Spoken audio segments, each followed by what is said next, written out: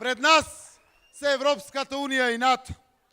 Тоа е нашата цел на оваа последна делница од патот, што сите заедно го градиме од нашата независност.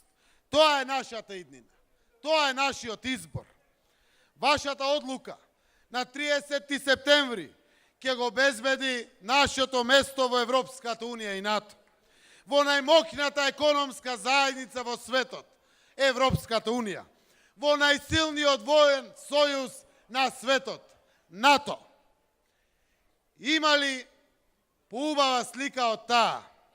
Сакам заедно со мене да замислите, да го гледате нашето македонско знаме. Еднакво високо и развиорено до знамињата на економски најмокните земји членки на овие два сојузи. Тоа е целта која што ќе ја постигнеме. Нашето знаме, заедно со знамињата на најразвиените и најмокните земји на светот. Водиме кампања со која ги информираме граѓаните за придобивките од интеграцијата во Европската Унија и НАТО и со која објаснуваме дека македонско-грчкиот договор е договор за македонската иднина. Заедно можеме да ги донесеме овие придобивки до секое семејство во Македонија. Тоа не се придобивки што ќе стигнат за 10, 20 или повеќе години. Тоа се придобивки кои секое семејство ќе ги почувствува многу брзо, откако заедно ќе излеземе и ќе кажеме за на референдумот. Ќе се зголемат фондовите кои Европската Унија ги вложува во нашата инфраструктура.